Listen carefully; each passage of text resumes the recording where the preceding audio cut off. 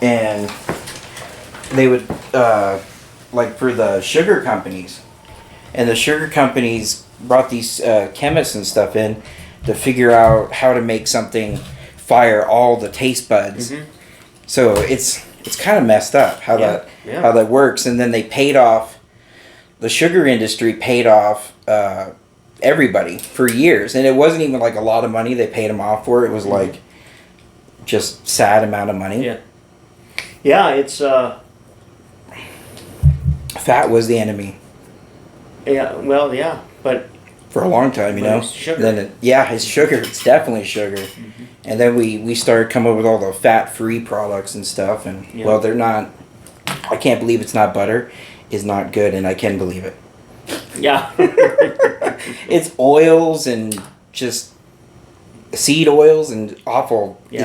It's nothing close to butter. Right. It's just, I haven't touched margarine in so long at this point. We do door dashing at night, and I'm just amazed at sometimes what people order. Do you haul groceries, or what do you haul? We do like red cards for Albertsons. Mm-hmm, mm-hmm. And usually they're not too bad, but every now and again I've seen ones that come up that's like, 50 items. Like, I don't think so. Nope, somebody else can do that. Yeah. That's a lot. Yeah. Or when they order like, 6 cases of water and 4 packs of soda, mm-hmm. and then they're like, could you bring it up the stairs? Mm-hmm. And you're like, right. And then they, they tip you $2 or something, and you're like, mm-hmm. That sucks. Does DoorDash pay as well as the... They do, but they don't pay much. They pay $2 usually is the base pay. And then... For a trip. Yeah. That's it. That's not enough. No. And then you're supposed to make up for it with the tip. Basically, yeah. And sometimes they'll give you peak pay. So if there's not a ton of dashers out, you might get... It used to be, I was told anyway, that it used to have like 5-6 extra on every order. Which then, you're making $8 minimum plus the tip, and that's beautiful. Mm-hmm, mm-hmm. But right now, we're lucky to get 1 extra. Mm-hmm. We're so saturated in Miles City right now with dashers, it seems that they're not giving us any perks now. Yeah. So right now, it basically is dependent on tip. Oh, okay. And so they say you want at least $1 per mile, in which thankfully every direction in Miles City is about 2 miles. Mm-hmm, it's very rare we drive farther than that. Every now and again, we have some like out on Valley Drive East or something, but the people that are farther out usually tip pretty good. Yeah. They're usually pretty generous. Yeah. And it lets you know if they tipped, and kind of it'll tell you a good idea of what it is. So they'll say like it'll be like 3 total. So if it's 2 base, then it means they tipped $1. Okay. And nobody ever tips in person, ever. I mean, it's happened, but it's better if they do, right? For you. Well, yeah, it's tax-free then. Which is all the way better. Yeah. Right. It doesn't happen often. I think during Christmas, it probably happened the most, which makes sense. Yeah. And maybe tax season will be like that. I'm not sure. Hasn't happened yet. But most people you don't even see them. You don't, huh? No, usually it'll say like, leave it at my door, please don't knock, or it'll say give it a knock, or. But it's more rare that somebody says hand it to me, which that might be a overarching problem in our society in general. It is, because if we're having anxiety over just getting the pizza from the pizza man, whew, yeah, I mean, they can do this all day, but just having a face-to-face conversation. Yeah, nobody does this. Even in, the old days, people didn't really have a sit-down and just talk about something. It's usually like the Jay Leno show, or, in which are just kind of puff piece junk, really. They don't accomplish anything. Or even like the political debates. It really doesn't, it's kind of silly. Yeah. Where it'd be better if they just went and sat down and had like a Joe Rogan or something. Moderate it, because he does a great job at that. He's a good moderator. Yep. And it would be a blast. Yep. To see him moderate those guys. Yep, it would. It would be the biggest freaking podcast he ever did. Yeah, it would, wouldn't it? Well, we're rolling. We are. We're rolling. Oh yeah. Okay. I started when I sat down. I thought this was a good conversation to get going on. Okay. So this is Jack Austin. He is a Well, what are you considered now? Now I'm a grizzly bear conflict technician. Okay. I definitely would have got that wrong. I had to think about it. The bear guy. Yep. And before that, you were captain, right, here in town? Yep. I was going way back. I worked for the National Marine Fisheries Service for 2 years. Sorry, the National Marine Fisheries Service for 2 years. I worked on tuna boats. Really? And then I worked for the U.S. Fish and Wildlife Service for 5, and then I worked for Fish, Wildlife, and Parks for 26, and the last 3 have been in this seasonal bear tech job. Okay. So did you grow up in Miles City? Grew up in Bozeman. Okay. Yep. And what was your growing up like? You know, it was pretty ideal. I grew up with a big neighborhood full of kids, and we did the proverbial, like, kind of leave it to beaver growing up. We ran around the neighborhood, kind of like what I saw with you growing up. We were all over, where we went wherever we wanted in town. We came in for meals, and we were gone again. We were trusted to do what we do. Sometimes we shouldn't have been, but so yeah, pretty ideal. Just growing up, we had what I call I grew up in a gang, but it's a different gang than what you think. So we were just together all the time doing stuff, and we were at somebody's house doing something, or in a park, or we'd sleep over at people's houses in the backyard or whatever. So what'd your parents do? my mom worked in the operating room at Bozeman Deaconess for close to 50 years. Wow. And then my dad was a real estate salesman in Bozeman. Oh, wow. So did your dad, was he the one who instilled the hunting and fishing into you? Not really. He had kind of given it up by then. And then, like, right when I was taking hunter education, he had a real bad injury and broke his femur. And it kind of really took him out after that. So at that point, I mean, he took me out, but he would take me to a place to go hunting, and then he'd let me go and wait for me. Wow. And I was very unsuccessful for a long time. I imagine. Yeah. Probably didn't have a clue. I didn't have a clue. I mean, you saw Elmer Fudd one time, but he was about as successful as, it sounds like you were. I was as successful as Elmer Fudd. Yeah, I wasn't much danger out there. It was hard to figure out how to get it done. And when I finally did get a deer, my first deer, of course, I was way later than all my friends. I mean, I think I might have been a senior in high school before I finally got a deer. But I had to pull an article from Outdoor Life out of my back pocket with step by step on how to field dress a deer. And I made a mess out of it. So I imagine. Probably hit the gut sack and I just everything started, on the way up. Yeah. Yeah. It was. You probably went down. It wasn't pretty. Yeah. Yeah, but I got him out. Well, at least there's that. Did you get to eat it? Yes. Oh, well. Yep. I guess it worked out then. Yep. So what made you decide to want to go into fish and game?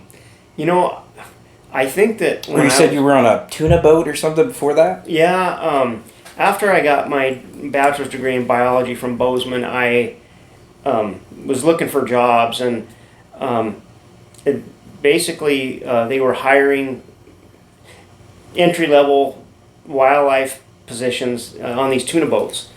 And so we went out on the ocean, and each American flag tuna boat had a what they call a government observer on board. And our job was to document. So at the time, these tuna boats would chase down huge schools of dolphins, and they'd wrap this giant purse seine net around them, because the tuna swim below the dolphins, and these are giant yellowfin tuna.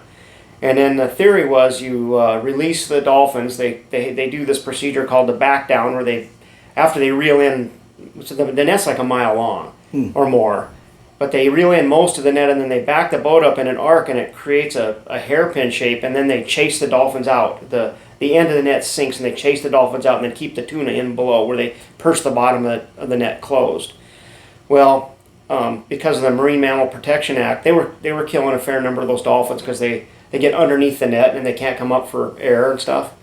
So because of Marine Mammal Protection Act, they required an observer on every board, and we kept track of the tuna harvest and how many sets and where we were and how many dolphins were killed.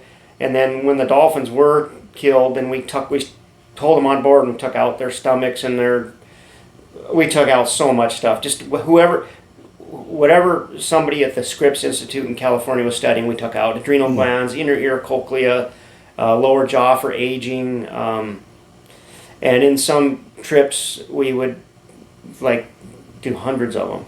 Wow. And there was one I guess technician per boat. Wow. So and then I worked for the Fish and Wildlife for 5 years, working in their refuge system, and then I got hired on as a field game warden up in Jordan. Oh, you started in Jordan. Started in Jordan for the first 5 years. Yep. Then Miles City in 2000, which is probably when I met you. Trying to remember, I was you scared me with a rock. I remember that. You remember that? You remember the story? No. Me and my buddy Joey, I think it was at the time, were down at the boat dock fishing. I think we were kind of off to the side on the bank or something. And I remember we heard this big splash out in front of us. We were like, what was that? And we thought it was like, Moby Dick out there or something. Yeah. I heard another splash. We're like, what? And we turn around and here comes this game warden behind us. And I think that was the first time that I remember us meeting. Yeah. Well, yeah, and then we probably just bumped into each other 100 more times. That sounds like me, Justin. Yeah, because I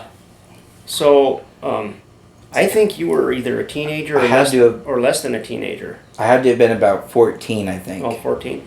Because you guys were fishing pretty much every place that you can access the river. And some that weren't that accessible. Yeah, places sadly. You probably shouldn't have been. Probably.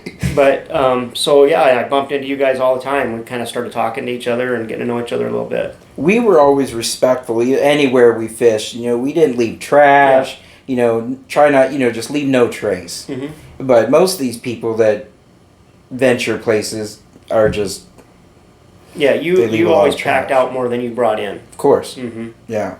If it didn't burn in the fire, then bring it with you. Yeah, no, I remember. I kind of have fond memories of that time because I just thought having a town where you can, go all over the place and access 2 rivers, and especially as much as you like to fish. Yeah. Just kind of had, like I did, freedom. Mm-hmm. Like, hey, let's get some fishing poles and head down to the river. And yeah, I mean, there were summers I basically lived at the river, I think. Yep. And and as a game warden, that's where we cross paths all the time. All the time. I met a lot of game wardens. Yep. Then I met Bill. Mm-hmm. Yes, Bill. Yep. When we went to the Tunga Reservoir, again with Joey and his family. And that's when we just slayed the crappies. Yes. Yes. Like a bazillion crappie. And quick. Yes. And the funny part was, we caught more faster on that stupid boat dock than actually in a boat. Yep, we did. We finally gave up the boat and came into the fish dock. It was just ridiculous pulling them right off that. It was just one after, and then you're just at that point, you're going, well, this one's bigger, so that one can go.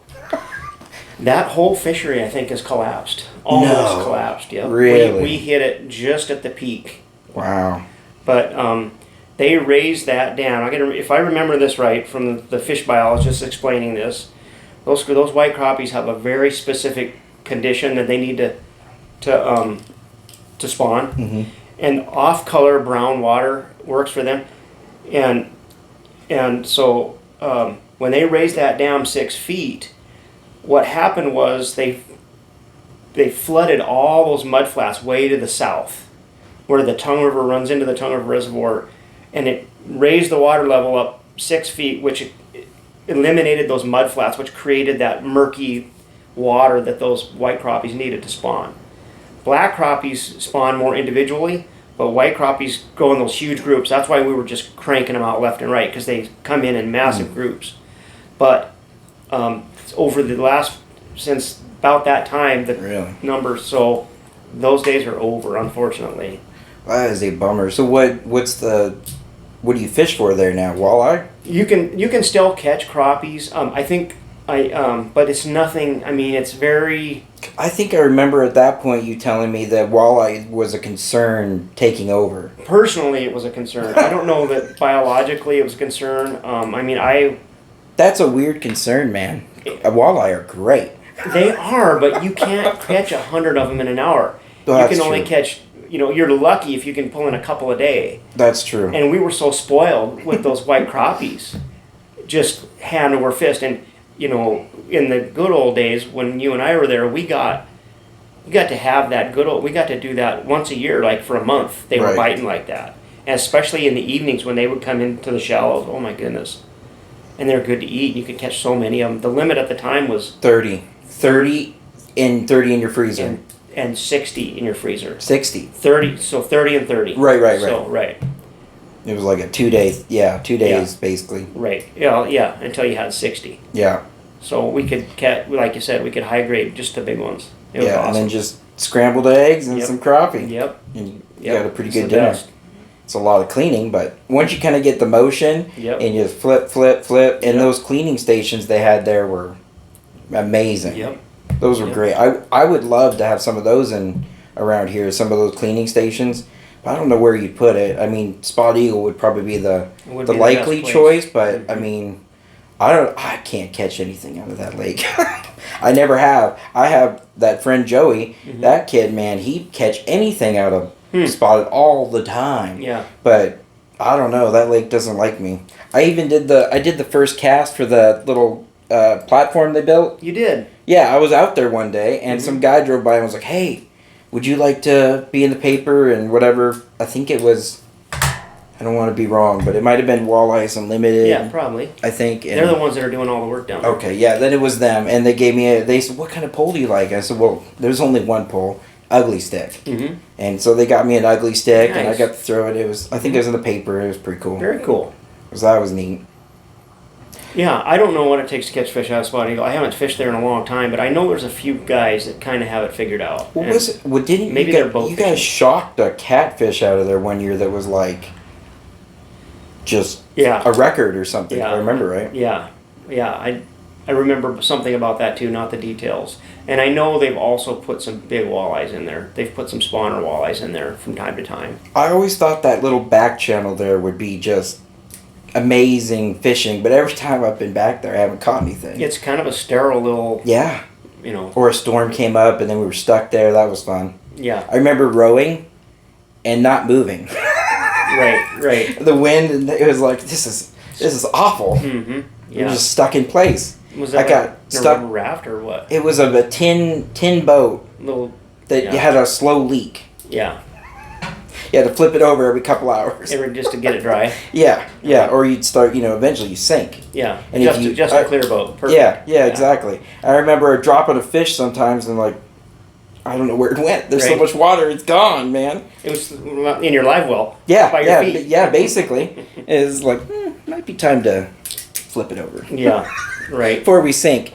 Oddly enough, every boat I've ever had a leak like that too. Yeah. And I can't swim. But it hasn't slowed me down But yet. you're wearing a life jacket. Sometimes, but they don't work right on me. They hold my head underwater. They tip you upside down. Yes. Your weight it's- distribution's goofed up. Yeah, oh yeah. Mhm. My legs don't weigh enough. Right. And so I had this buddy down at the gym I knew a couple years ago. He was a few years ago. He was an EMT, and he said I needed to get like the ones with the weights or whatever. Mm-hmm. And Like a bobber. yeah, basically, Mhm. and that would be awesome. Yeah. But yeah, Yeah, I never thought about that, Justin. I tried it once in Spot Eagle, and it was like About drowned you? bloop. No, it basically was. Wow. I was like, oh, it holds me underwater. Wonder I how a don't game float. would handle that. I don't know. Well, I guess you don't have to have it on. You have to have it in the boat. That's but you true. don't have to have That's it on. true. Yeah, I always had him in the boat. Yeah. Yeah, I guess you could hold on to it.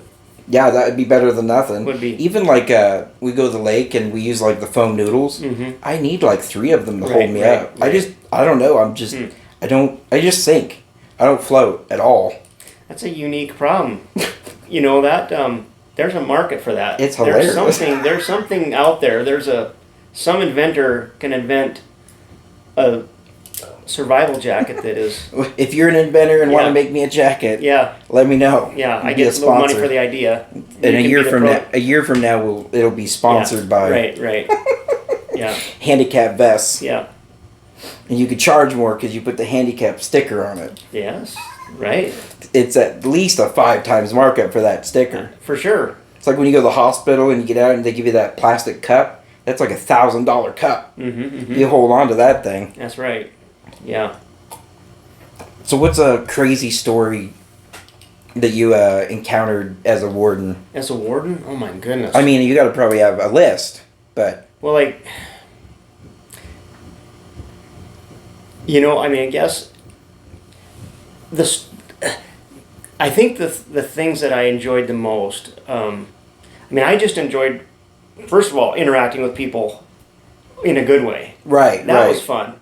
I enjoyed talking to sportsmen that were out enjoying their day, yeah, because a lot of times a game warden gets to encounter someone on their best day, right, whereas a police officer frequently encounters someone on their worst day. right. So Different perspective. we didn't have too much of that. That's good. We did make somebody have a worst day once in a while. It was usually self-induced, though. So yeah, when we would catch a legitimate poacher, I think that was, you know, being able to interact with people having a good day and also being outside, that was enjoyable.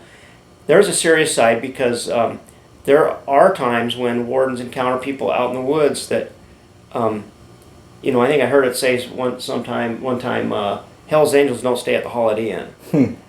So once in a while they're around, or not just Hell's Angels, but just Yeah. you interact with people that are dangerous, and you're out in the woods, and backup's a long ways away. So there was that side that we had to contend with, and you had to be self-reliant to take care of yourself, and you had to recognize when this is more than I can handle, and have enough. I guess you can stuff your ego down far enough to back up and say, I'm going to come back another time. Yeah. Or I'm going to go get help and come back. Yeah. But it was fun. Like, once in a while when you'd catch a legitimate poacher, it was Satisfying. satisfying, yeah. Oh, I imagine. Mm-hmm. Yep. What's the biggest poaching case you've been on? You know, can talk about. There are quite a few of them, and Region 7's kind of known for this, but there's quite a few of them where we find a group of people who are hunting in Montana, and they become very brazen. They start taking, more than one or more. They start killing more bucks than they can kill, or bulls.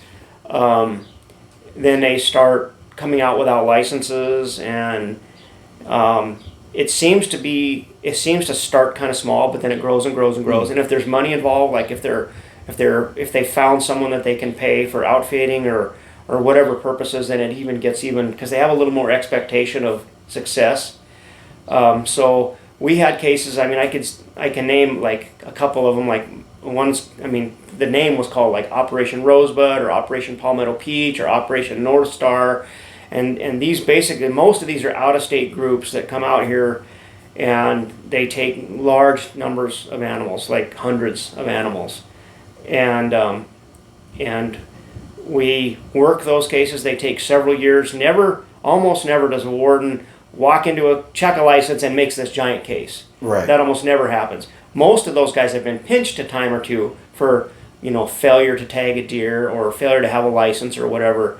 But when the warden goes back home and starts working on it, they start realizing that, and there's a million things a warden can look at. Like, they can look at their past license history, and they can realize, why does this guy that we know is a major trophy hunter, why does he buy a white-tailed doe tag every single year over the counter for $75? Every year. Well, he's not going home with a white-tailed doe, and neither is all of his 15 buddies. So those are the kinds of cases we start putting together, and we check taxidermy records. We check, after a while, people started putting it online. We started getting on Facebook and Instagram, and so as those cases build, and eventually the department would send us to other states, and we would team up with other game wardens in those states, and we would conduct interviews and do search warrants, and sometimes we'd come home with trailer loads full of mounts, and then fines up into the tens of thousands or more, one case more than $50,000 in fines and $50,000 in restitution. So they're leaving the meat, right? They're just taking. Are the majority of them just taking the rack? We had a little bit of both. Really? Yep. Some guys just took the racks and secreted them away somewhere in the vehicle with enough, say maybe enough meat for a white-tailed doe. Like, here it is. But some of them took the whole animal. Some of them just took the racks. It was just a wide variety. Now, are they taking the meat because they need it, or are they taking the meat? It's. I think in that respect, they're kind of like all of us. They like venison. They like antelope meat. So they like elk meat. They just don't want to do it the right way. Right. They don't want to spend the money that it costs them. Well, really, the biggest deal on a lot of those guys is having to wait every second or third year to draw. Right. They want to hunt every year. And a little bit of greed. And what happens is they can apply, but because of the limited number of non-resident licenses, they're unsuccessful, but they build up bonus points. So sometimes it takes them 2 or 3 years to get enough bonus points to draw the license. So a lot of them just resort to, like I said, just get a white-tailed doe tag just so they can be in the field, or they also, a lot of guys do what's called license fraud. So they live in Cleveland and they somehow dummy up a Montana residence, and then they walk into Walmart just like you and me and buy a deer and elk tag over the counter, and they're no the wiser. Right, until we find out. Right. Wow. Yeah. And so then how many of those poachers do you think are just leaving the meat to rot? If you had to guess, like a percentage. Probably 50% of them. 50%, really? 50% of them, it's really that much, half and half. Wow, I would have thought more of them would just looking for the rack. Has that changed over the years? The thing is, if they have a license of some kind to cover it, they'll take the meat. I guess that makes sense. If they don't have a license to cover it, they're going to probably take home enough meat to, cover their 2 white-tailed doe tags or whatever's in their cooler. But some of those guys, literally, they will stack up the meat at a secret or a remote camp, and they'll leave here at 2 a.m. Wow. Intentionally, and we've set up check stations out on the interstate all night long, and we chase them down at 2 a.m. and find them with the goods, just trying to get out of here. And so the ones that are doing it just for the rack and the money, how much are they getting? Are they making it? Is it worth? It's all ego. It's all ego, Justin. It's all ego. That's what they're getting. That's just crazy. It's so that they can post it, they can show it to all their friends. And that is the dumbest thing you could do. It like, I'm gonna break the law and then I'm gonna put it on Facebook. Like, well, I mean, it's great for you guys. How do you feed your ego unless you show it to people? That's true. So it's their own. It is their own downfall. I think the ones that are very, very, very careful about it are probably harder to catch. Yeah. The smarter ones, yeah. Yeah. But it always gets you when you gotta tell us, you gotta brag about it. You're right. Your whole ego is based on it. Yeah, like, I gotta tell somebody. Like, what if it's like you rob a bank, eventually those guys always tell somebody. It's like it's a weird comparison, but the BTK killer. It's a great comparison. Yeah, okay. I think it's a great comparison. I'll tell you why. Okay. I had a case where I caught a guy that killed a big bull elk in the Elkhorn Mountains, and which is a special permit. It's a trophy bull area, and he was over here antelope hunting. And when I looked at his licenses, I saw that his non-resident L tag was missing.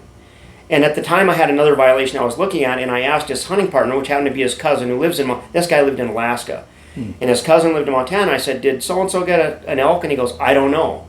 Well, they've been hunting together for a week. He picked him up when he came down from Alaska, and they've been together for a week, and he doesn't know if he got an elk, right? So you and I are hunting together. You know if I got an elk. So anyway, that started it, and it wound up. I wound up finding out that he poached a great big bull elk during the archery season with a rifle, and they had taken the rack and some of the meat out and stashed it at a residence in another town out in western Montana. But just because he was missing his elk tag started that investigation. But when we got to, I wound up doing a search warrant on his vehicle, and I got a camera with a bunch of pictures of him posing with it. And the county attorney in Townsend made this statement, this is getting back to what you just said, and he said, "I love these fish and game cases because I've never seen a bank robber posing with a stack of money." So. That's funny. Yeah. It's crazy. Montana is one of the worst places that people poach, right? Like we're one of the big states for it. I think because we have so much wildlife, it's so bountiful, and the distances between towns and farms and ranches is so great. The temptation is Hard to and police. same it with all. Wyoming, parts of North Dakota and South Dakota. They just look around. It's like there's a big buck standing there, and there's nobody here. So yeah, there's a lot of temptation. I think in these.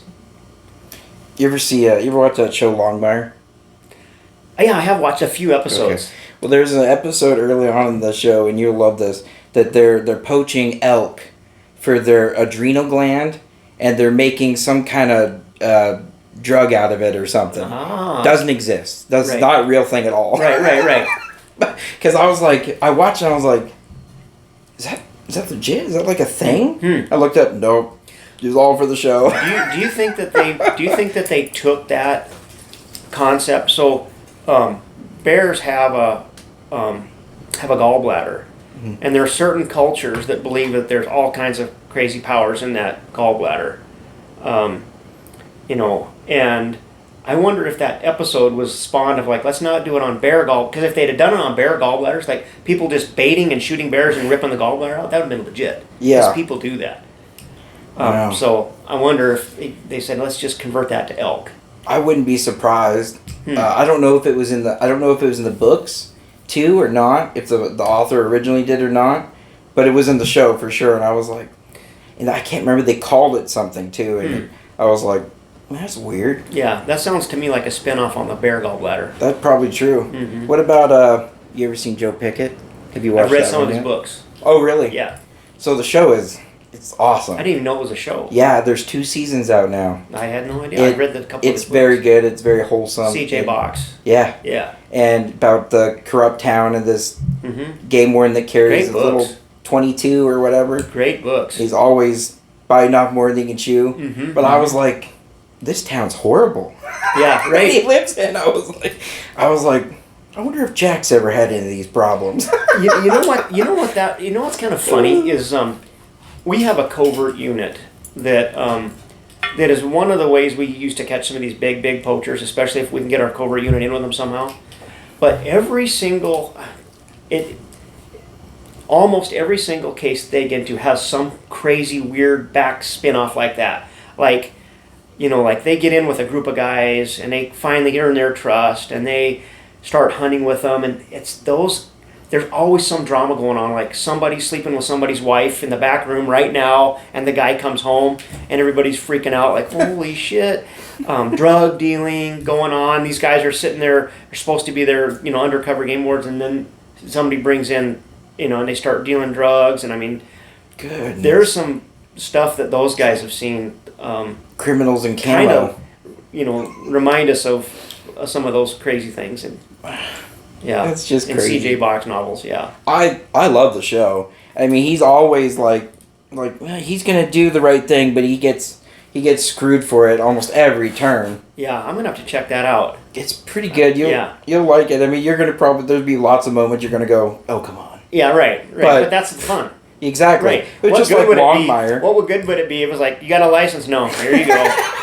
I'm like, you're not going to get very many episodes out of it. No, it wouldn't even make a good reality one. No. Even like the repo ones are all staged because if you just tow in a car, Yeah, it's yeah. not nearly as exciting as somebody running after you with a chainsaw. Right. Yeah, way better. And he wears like a bright red uniform. Those Wyoming wardens wear red. Okay, so maybe that might be accurate then. Yeah. Like They wear very a bright red shirt. Yeah, and the kind of like a round hat. Now, the Wyoming game wardens wear a regular either ball cap or a cowboy hat. Oh, okay. But not like a ranger hat. Okay, yeah, this guy has like he's got like a ranger hat. Yeah, those guys are pretty Western. They wear a bright red shirt, and it's kind of a statement like, we're here. You're noticeable. You right. definitely blend in more. Would you rather blend in, or would you like to stick out that much? Oh man, It's hard to be sneaky when you're It's a bright red thumb. red, yeah. I think they're making a statement. Yeah, I think they're making. kind of like if a Texas Ranger shows Kinda. up, you know they're a Ranger because Yeah. they're wearing the gear. Yeah. Yeah, I think they're making a statement. I mean, if you need to be unobserved, you can throw a camel coat over the top of it and go back in the bushes and get the binoculars out. So our uniforms are for visual. I mean, it's to help. I mean, the reason why, our compliance is really high. So most people has a fishing license. Most people have a hunting license. Most people follow the rules and limits. And part of the reason that the compliance is high is because we're noticeable. And they always there's trucks going by. There's guys with uniforms on. I think so. Compliance is high, which is good. And part of that's because they know we're out. I think it's silly when somebody doesn't buy a license. I mean, it's really not that expensive. I know. I could figure out how to buy it when I was 13. Yeah. I didn't have any job or anything. You just figure it out. It's for the whole year. I mean, it's just not worth it. If anybody, it's not worth it to risk the biscuit. Yeah, do the math. Like you spent $20 on a fishing license, and then you didn't when you were 13. You didn't even spend that much. Right. But then think of the time that you spent on that river. And all the stuff I learned. Hours and hours and hours. I mean, it was down to fractions of a cent per hour of enjoyment. I would put up just about anybody against me fishing with bait fishing. Yeah. I would be hard pressed to find anyone. You have these rivers figured out, and the seasons for the different species of fish. And I know a lot of tricks. Yeah, because I lived on the river, so all the old timers come by, and then they start chatting with you, and then you should do this or that, and there was this old guy that used to come by when me and Joey were fishing all the time. His name was Rick, old hippie looking guy. They take pictures of scenery and stuff, and he was pretty handicapped at that point, so he didn't really fish himself. But I remember he told me, you gotta get these circle hooks. They're for tuna, but they're the best. You don't have to set it. And I have never used another hook since. Those circle hooks, they're so good. They're the best, man. They come in like this and and I'm sure you know what I mean. Yeah. And with if you're going for catfish, sturgeon, any bottom feeder really, I put my pole down and I watch. And if it hits, I don't grab it. I wait, and you wait till he's gone. It'll set itself. Yeah. And if you yank it, you might pull it right out. So and it's those different. will come out when you want them to come out. Yes. Yeah. Yeah, they don't. They're usually not down the belly. Nope, they're usually right there. Yeah. And then I snell my own hooks, so that way they go a certain direction. Oh, okay. And then I made a sinker mold out of a muffin tin. Made a sinker mold? Yeah, out of a muffin tin, slide sinkers. So I took a nail and I put it through the bottom, like offset, and then I just poured the liquid lead however thick I wanted it, and then I had this hole, and I just ran a piece of wire through that hole and put it on my line. Very cool. With like a slip. So my weight just slides, so it has more opportunity. So you can feel directly the fish to the tip of your pole. Right. Instead of the weight interfering. Right. Interesting. Yeah, I've gotten scientific with it at this point. Yeah. It's been a couple years though, but yeah, and it's you spent a lot of time on the river. It's very effective. Yep. And then cut bait's still probably the best. I always took my worms and put them in used coffee grounds. Yeah. Yep. They eat them, swell up, and the fish go nuts. Yeah. And this is my secret, but hot sauce, man. Really? You put hot sauce on that worm and sturgeon. And sturgeon. Yeah, if the sturgeon are around, they'll go nuts for it. I don't know why. Wow. I think it's just like a scent, and I just keep put a little bit on every time and try to hit around kind of the same. Does it have to be like Tabasco sauce or what? I use like that rooster sauce. Wow. If you can find it, you can't find it anymore. I guess they had a bad crop of sriracha, and so you can't buy it. It's not. At last I looked, Walmart didn't have it. They have knockoff ones, but it's not the same. I'll be dang. So no sriracha sauce right now. Sorry, Dave's hot sauce will have to do. Yeah. Well, that's interesting. I maybe that scent gets in those worms, and that fish. It might. And even better when you double down with them in the coffee grounds, and then you put that sauce on there. I put the sauce on my cut bait too. Yeah, yeah. And then usually one side of my cut bait, scale it and leave the other side on just for stability. Yeah. Yeah. I got it down pretty good at this point. I still only use ugly sticks. Yeah. Yeah. It's the only fishing pole I haven't been able to break. I've broke other poles pretty easily. Yeah. And You are still using ugly sticks. yes, yeah, they're the only poles I buy. Right. I love them, and they're cheap. Yeah. Like $30 for Yeah. a good one with a good decent reel, Mm-hmm. and I use, I don't know, 30-pound test. I don't like my line breaking, so Right. I just get like that braided. Yeah. And it works. It works great. Yeah, there's no reason to lose fish. No. I mean, No, I've learned those lessons. Yeah. I had one fish pop off right at the bank and it was rolling down, and I remember just jumping out of my lawn chair right head first at it, and I sunk into the mud that far up my forearms, and I was just stuck, and the fish got away. Oh man. How'd you get out of that one? I had to really just pull and kind of get out of it. I did it another time. I dove in the water and I was like wrestling this catfish, and then he got away, and I was just kind of laying there in wet and not fun. It's It's amazing what we'll do when we want that fish. I don't like losing fish. Yeah. That's an awful feeling. It's not fun. No. It's not fun at all. Especially when you see it and it's on the bank and then it flops back in and you're like, Or I've never used a metal stringer since I was like 17, because I figured out if you put too many on it, it breaks and then they're gone. Especially catfish. Yeah, that's what happened. Out of those metal stringers. They break them, and then they're still clipped, so they're probably not going to make it, and that just sucks. Yeah. It's like shooting a deer and you can't find it. Losing a whole stringer of fish is heartbreaking. It is. It's only ever happened to me once, and then never again. Yeah. So I use like braided nylon. Yeah. Overkill this time. I don't use any of that cheap stuff. Yeah. Yeah. Like, well, I just lost food, and they just probably died for no reason. When I was living in Jordan, I worked with the local walleyes group up there, and we built a kids fishing pier for Hell Creek. And we had put a sign on it because the Montana Game Wardens Association paid for the money, and then we did all the labor. And anyway, there was a bunch of kids fishing on the dock, and they had a whole stringer full of fish. And I wanted to take a picture because that sign was in there, provided by the Montana Game Wardens Association. And I was in a boat, so I said, "Hey kids, could I take your picture?" Well, they had just made up some stringer. It was just literally a piece of string or something. No. So they stretched all these fish out between them, and they held them up, and I click, and then the string broke, and they lost all their fish. And they're standing there looking in the water like, we just lost all our fish. I felt terrible. Thanks for the picture. This is going to look great on our brochure. Yeah. But they were pretty good about it. They're like, it's okay, we'll catch more. At least they have a picture. I mean, I could take that as a consolation prize, I guess. Yeah. Were you a Boy Scout? Yeah, I was, but just not very long. I wasn't very long either, but you know how you could tell we were Boy Scouts? How? We brought the same equipment. I know. Like almost like glasses. Yeah. Yeah. Laptop. Yes. It's kind of funny. We came prepared. Yeah. We can't see, but we're prepared. Yeah. I brought these notes just in case there's something that we wind up talking about that I can't remember, and I don't know. So why Bears? Why did you decide? Because you were captain before the Bears, right? So I was kind of toying with the idea of retiring. Right, I remember that. And I've always been fascinated by them. They're just such interesting animals.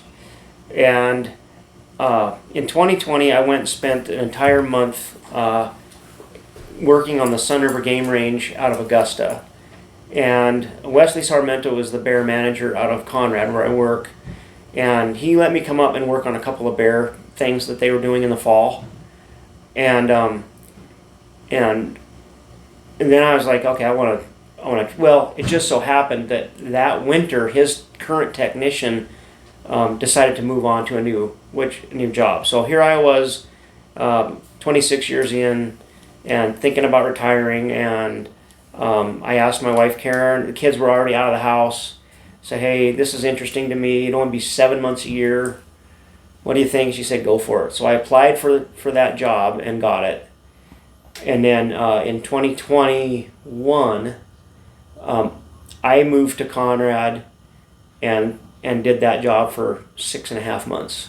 Came home for the winter, and then I've done that 3 more times. So you're just hooked. Yeah, it's really fun.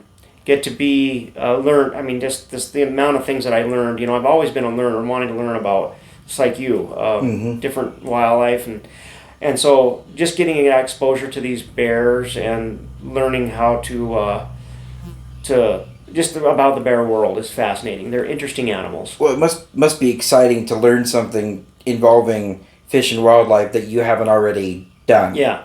We had done a little bit of black bear work out here as the black bear numbers out here started expanding. Right. But I've always been fascinated with grizzly bears. I've read tons of books on them. You should see I have a copy of a book called The Track of the Grizzly by Frank Craighead. And the Craighead brothers were the premier researchers who went into Yellowstone Park in the late 60s and started, I think they're the very first people to ever put a radio collar on any, I don't know about any animal, but at least grizzly bear for sure. Wow. And I've read their books front to back. I mean, they're just literally falling apart. Did they trank them back then? They were tranquilizing the bears, and they were learning how to do it. And these collars were all makeshift collars. They had friends that were engineers and electronics technicians, and they made these collars. And then those collars just emit a radio signal, just like you would tune into your radio. It emits a radio signal in the form of a beep. And then they held a receiver, which receives the beep. And the closer the radio is to the source, the louder the beep, or the more frequent the beeps are. So they were the very first guys to do this. And like I said, I was fascinated. I read their books. And then when this chance came to go work in the bear field, I took it. Destiny. Yeah. Well, that's pretty neat. But it's pretty hard work. I mean, it's not all just hands-on, darting bears and collaring them. There's a lot of work that goes on in between. You ever had any close calls with them? We try to make sure that that's almost non-existent. But I've had a few encounters that turned out good, but were a little bit scary. I had one time I let my dog out of my truck, and my dog got back into the truck, and there was this farmer has this little tree lot, maybe a half an acre of just solid trees, and he said there was a bear in there, and we were going to chase this bear out of there. And I went in there with like a paintball gun and my dog, and I might have had, let's see. Oh, I had a paintball gun in one hand, bear spray in the other hand, and my dog. And I let her out of the truck. She got back in the truck, and it's not like her at all.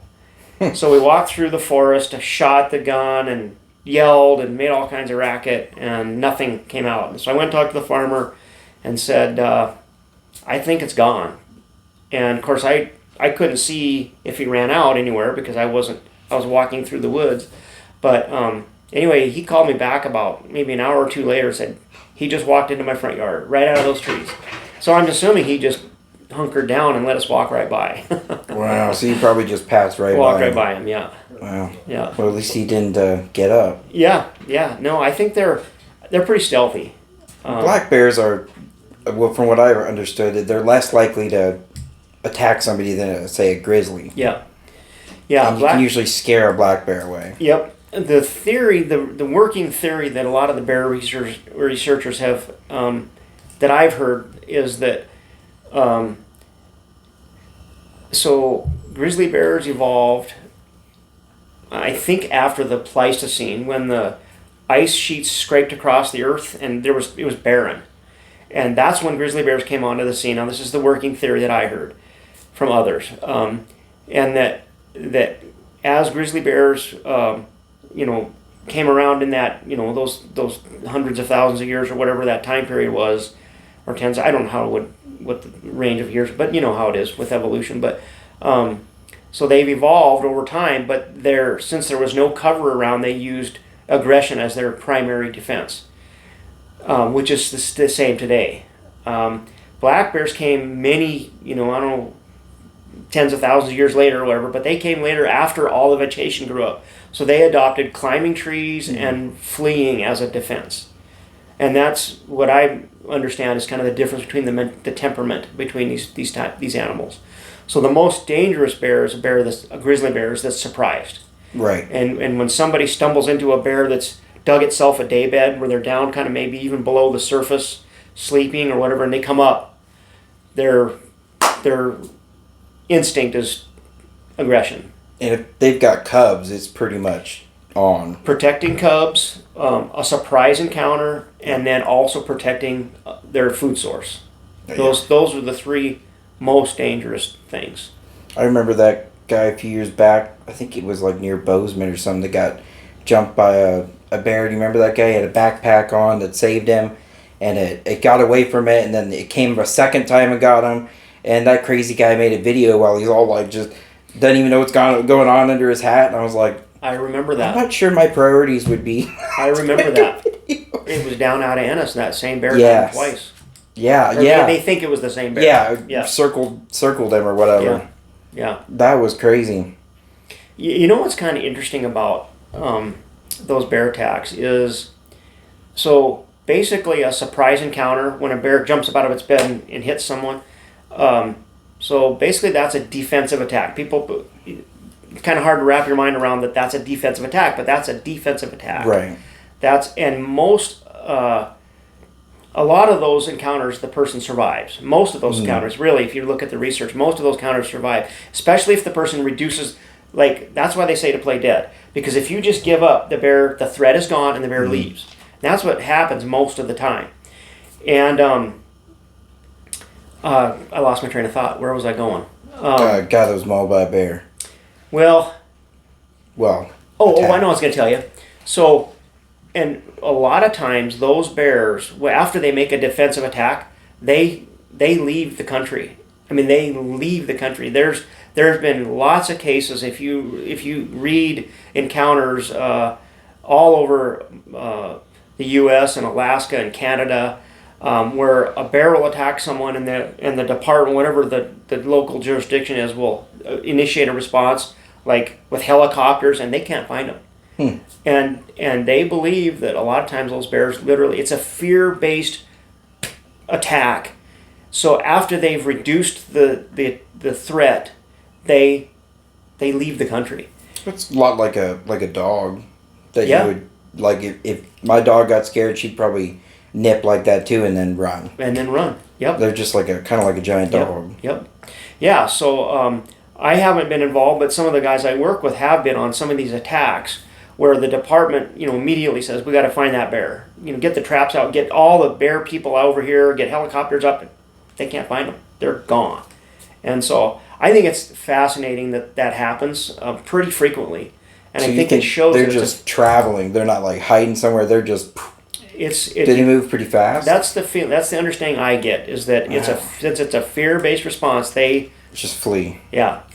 Should be the same thing with like a wildfire. They kind of just run from that too, if there's a fire. Yeah. Yep. How far do they travel in a day? In a day? Like if they're just running and they're terrified, I don't know. How far do you think they'll go?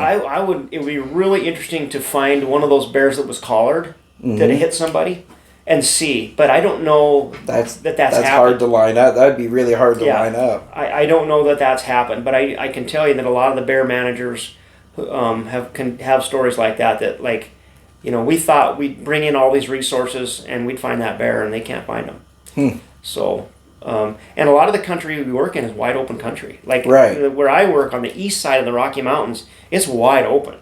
So you would think you could put a helicopter up and you could find that bear. Yeah. But just gone. They're gone. And they may have traveled a long distance, like farther, like you might think, well, our search area is going to be 5 miles. They may have gone 15. Right. So you just don't know. And you don't know which direction they went to flee. The other thing is they're very cagey. If you can hide a whitetail, you can hide a bear.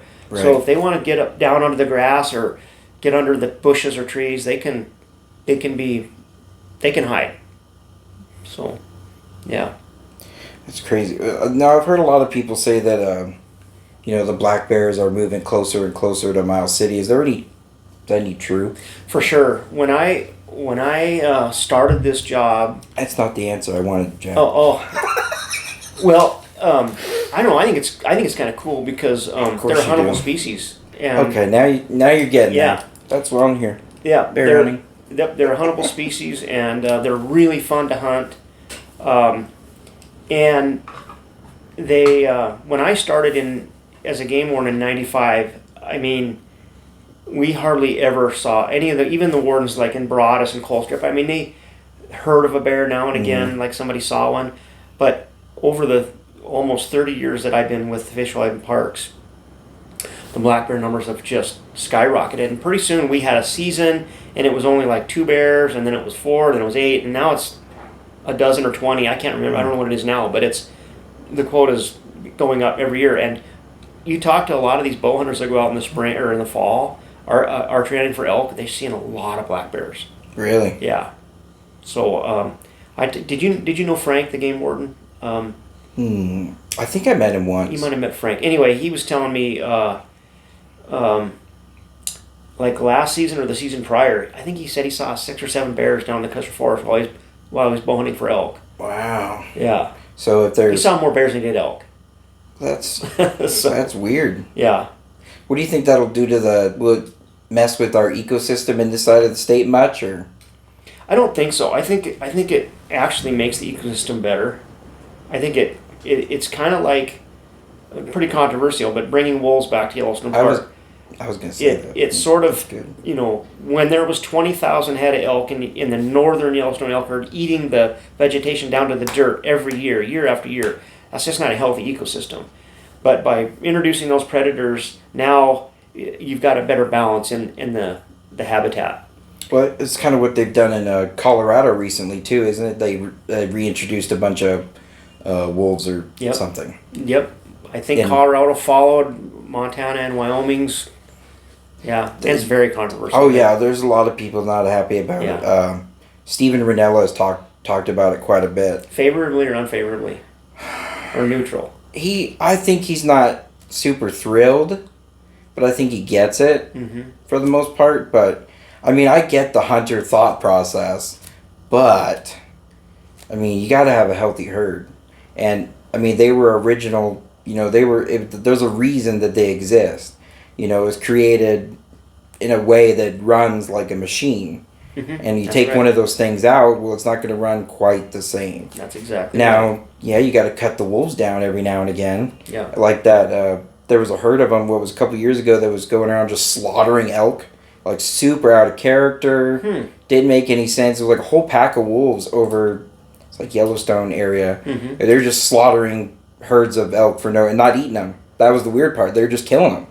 They had to go in and take that pack of wolves out. Huh. Which it's just weird. That's not usually how wolves operate. Was it elk or was it livestock? Elk. It was elk. Elk. Wow. Huh. They weren't even eating them. They're just killing them, which is bizarre. Yeah, that's definitely an anomaly. Yeah. It was a big pack of wolves too. Yeah. It was like a very odd number. There was quite a few. Yeah. There was this guy that was on Joe Rogan that lived he was a Alaska guy, and he had a little place he bought there, and he would sometimes scavenge what the wolves would kill for food. And there was a pack of wolves that killed a moose out on the ice. When he went and stood outside and he was looking at him, and all of a sudden they all looked and they started booking it at him, and he ran back in his hut, and they were like right in his camp, and and then after about 15 minutes they'd go back out. Well, he went back out just outside of his cabin. Boom, they're on him again. And he was like, I gotta do something. Which is kind of weird that they would act like that too. Yeah. I mean, they were 40, 50 yards where the kill was. And he ended up getting his rifle, and he went out against the bank, and they started running, and he popped a few of them off, and eventually the rest of them gave up. But he said they were about 5 yards from him when he was about out of ammo. Because he just had like a lever action 30-30 or something like that. Wow. But he said that was one of the weirdest encounters he ever had while living there. Hunted by a pack of wolves. Yeah. That would be spooky. Isn't that weird? And he said there was like 12 or 15 in the pack, which is weird. It's not normal. Yeah. So it's the weird little stories is interesting. And how did those animals get that way? Or like what happened? It's a hard life. Can you imagine, like, let's say you weigh 150 pounds, like a big wolf, and you have to bite a 600-pound animal on the back leg to eat every time you want to eat. It's a tough way to make a living. Yeah.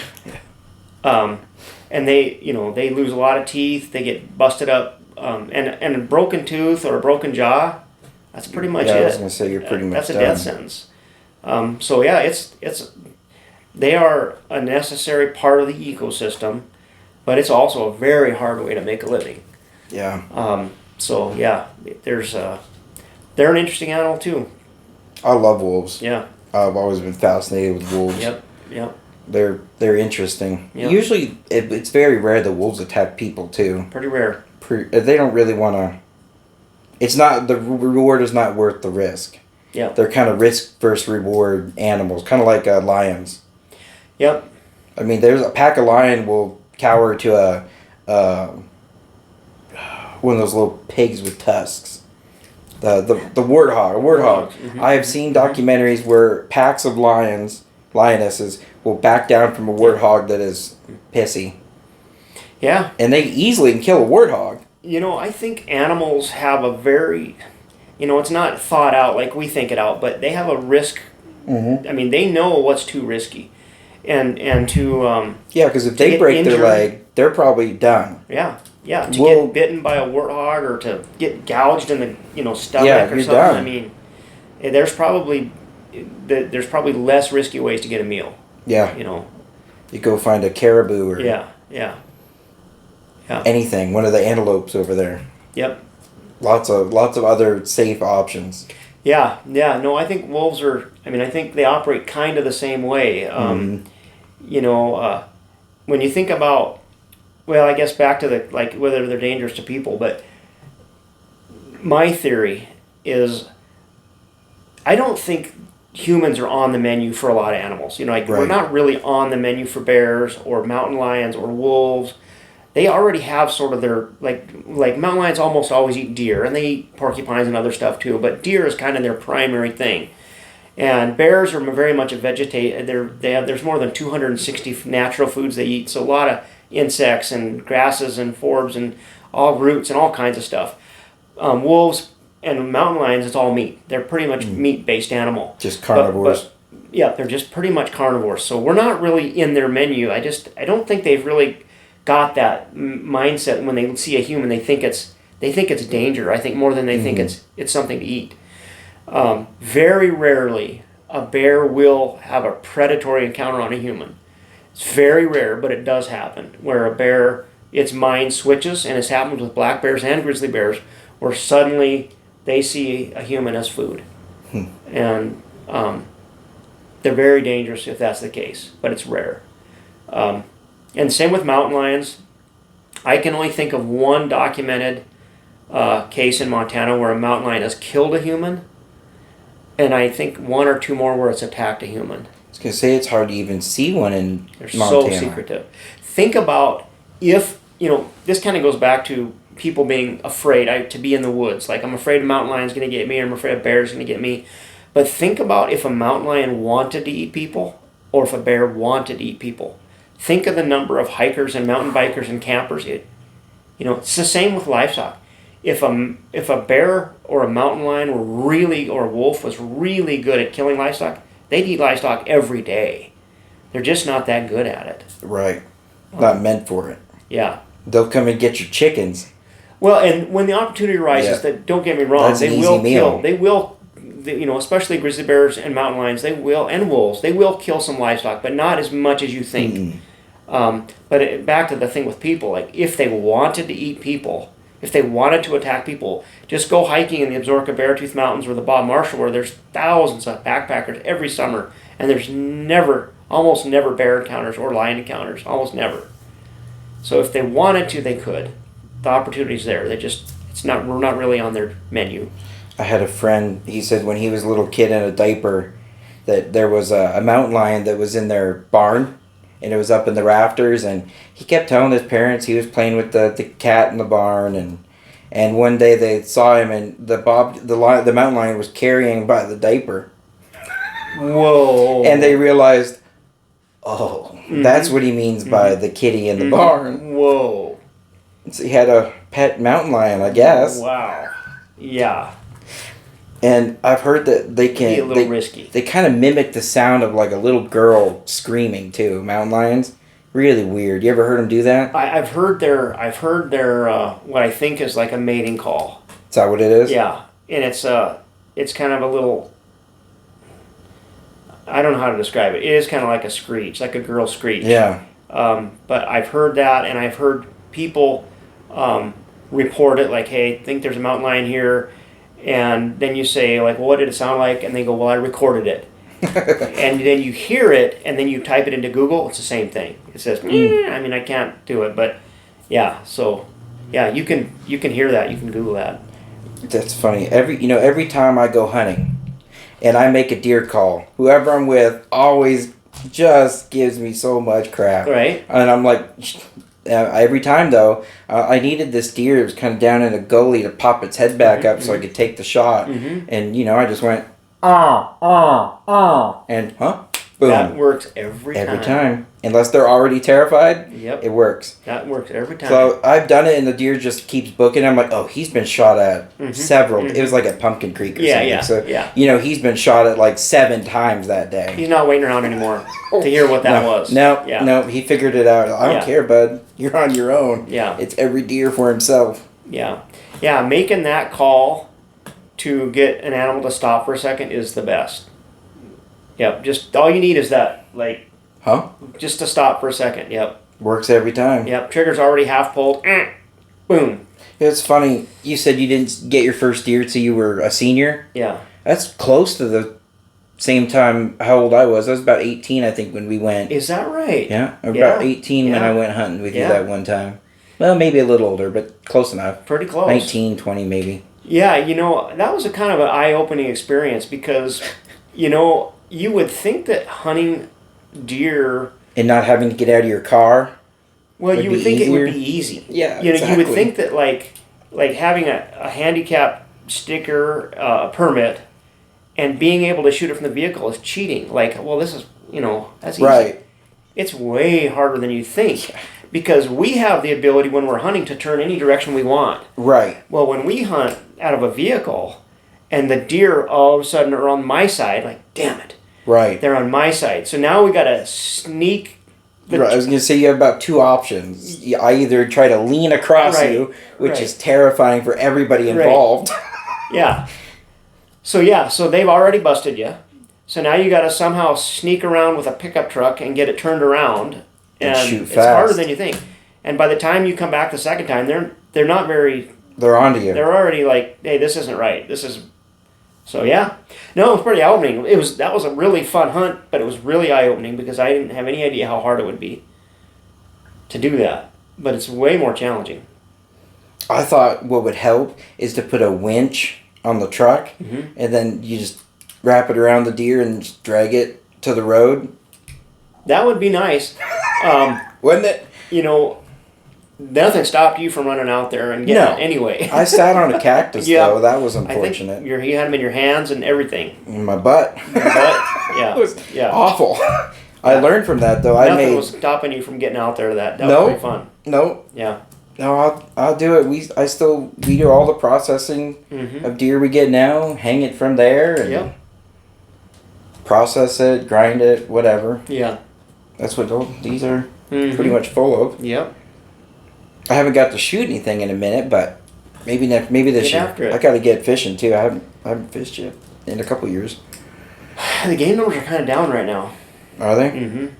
Yeah, last year it was down. you were really limited on tags, if I remember right. Yeah, because my friend that gets me the deer, Jason Sybil, he was telling me about it. You were only allowed this many doe or one doe or whatever. Fewer than we had been. Yeah, but from what I understand, it kind of the population kind of does that naturally, kind of up and down. And so, what do you think this year is going to be? Is it still pretty low? We had a mild winter. Yeah. And the fawn crop should be good, but one of the things that I remember the biologist talking about a lot was, the big deal is survival of the fawns. If you can get your fawns to live a full year and enter the breeding cycle, so the higher number, like 80% of those animals live a full year, that's called recruitment. If they can recruit into the population a full year, then you're going to start sort of that upper, those numbers are going to go up. But if drought, looking like we're going to have some drought, which typically means they have lower body condition, lower body fat, maybe depredation by predators. So if come the fall or come next spring, that this year's fawn crop is depleted or unhealthy because of drought, that can cause a decline. So it's hard to say. And whitetail, it takes 2 years for them to have an offspring? No, it's the other way around. Oh, is it? Okay, mule deer. Mule deer, typically, they got to be a 2-year-old before they start having fawns. Okay. But a whitetail, so say they're born in like May or June, if come October, November, say November, they're 6 months old. If they're in really good body condition, they will have their first fawn the following spring. They'll get bred when they're only 6 months old. I have noticed more whitetail to be able to spot from the road than mule deer the last few years. Yeah. Way more. Yeah. Like, I don't hardly, when we were driving back and forth all the time, I never saw any mule deer in the last couple of years, but whitetail all over. And before that, I never saw any whitetail near the road. Yeah. Or I wasn't looking good enough. I don't know, but I've noticed I think the whitetail numbers are increasing. Yeah, and I think if you look they're delicious. They're wonderful. Definitely, it's my favorite. Well, that and antelope, elk too. But I was gonna say, what about bison? You forgot elk bison. Elk are too hard. Yeah, bison are good too. I've heard bears hard to delicious get. too. So are elk. Yeah, good huckleberry bear. I think you're pretty. I've heard it's like the best tasting meat ever. I've never had a bear. Yeah, I've tried it. I've never shot one to eat, but it was okay. It was good that I've had, but gotta cook it good. I wouldn't know about I would bet if one was eating some kind of carrion, I bet it would be taste different. From what I understand, if you get them, you don't want to get them when they're eating salmon that are like dead and rotten because they'll just it's a trash can at that point. So you want them when they're eating the fresh fish and I believe it. And then my buddy who got one, its nose was like almost dyed purple from so many berries, and amazing. But that's a one in how many times you're gonna find that bear? Yeah, unless you're him, maybe. Yeah. He also had a Yukon moose that was pretty cool. He what? Got a Yukon moose. Oh, in Alaska. Beautiful looking. Nice. And they had to pack it out. It was quite a ways in. And the second day when they went to pack it out, a bear had got to most of it. Right. So bummer. Got the giant horns, the rack on that thing. It's cool, but was the rest of the meat still edible? I mean, did the bear? I think the bear took everything pretty much. They got like a third of it. And they actually were able to get some of the meat off it. Yeah. Just not much. No. Yeah, I would just wonder. I mean, if the bear just ate like the hindquarters, but if they buried it in dirt and everything else, be tough. Yeah, I've picked up some roadkill ones before, and usually it's pretty good. Yeah, if it's fresh. A lot of times what I'll do is use it for like, the scrap stuff for dog food. Like all my scraps, instead of throwing it away, all the sinew and all that stuff, I just grind it up and it's dog food. Yeah. That's all my dog eats is raw food. Right. Well, and whatever scrap she gets. But yeah. Raw deer and then raw beef. And I mix it. Well. I do. She's stout too. She's border collar healer, but she's just like she's just built. Wow. And I swear she weighs as much as my lab border collie did. And she's smaller. She's shorter. But I mean, she's solid under her fur. She's just a solid dog. She's like twice the size of a normal border collie, and it's just solid. Solid. She's a great guard dog. For a herder dog, she's a guard. They say dogs resemble their owners. Yeah. She's kind of reminds me of me. I want to beat her every now and again. I'm like, yeah, you remind me of me. I want to beat me too. And she can warm up to people, but it just takes some time. Yeah. And I gotta put her on her. I have like a choke leash, so if she pulls, it'll cinch a little tighter. Yeah. And I usually use that when other people are around, but I got her used to other friends. Yeah. And the trick is I just keep her near me where she can't nip them, and I keep her calm and give her commands, and usually I'll give whoever it is like some treats or something, And the weight of that dog's heart is through her Right stomach. there. Mm-hmm. Oh, this dog would jump off a bridge if you threw the food over. Yeah. I mean, right. she's just weird about food. She's been since she was 6 weeks old. Weird Wow. about food. Hmm. And like, when I feed her, I don't put my hand near her food. Right. Right. You value your hand. Yeah, if you value your hand, and I mean, it's gone. And, I Yeah. mean, and I've heard that is, you know who David Goggins is? Navy SEAL. He runs a lot. Yep. Crazy guy. Mm-hmm. Mm-hmm. Stay hard. Yeah. And he said his dog is that very guarding and food aggressive. And he said it's because that they had to fight for their food as a puppy from the mother. Mm-hmm. That there were so many. She did have a big litter. So I think that's probably, she was the second smallest. And I think she probably had to fight for her food. And Yeah. that mentality of, that's mine, like prison rules, is never going to leave Makes fully. sense. Mm-hmm. I mean, she's better than she ever has been. And if I say leave it or something, she'll not touch it. She'll stop. Well trained. Yeah, she's pretty good about it. If I tell her like go around and I go like this, she'll around. Yeah. And she's a herding dog. Yeah. Right. And she comes from a herding line too, Mhm. where I got her from.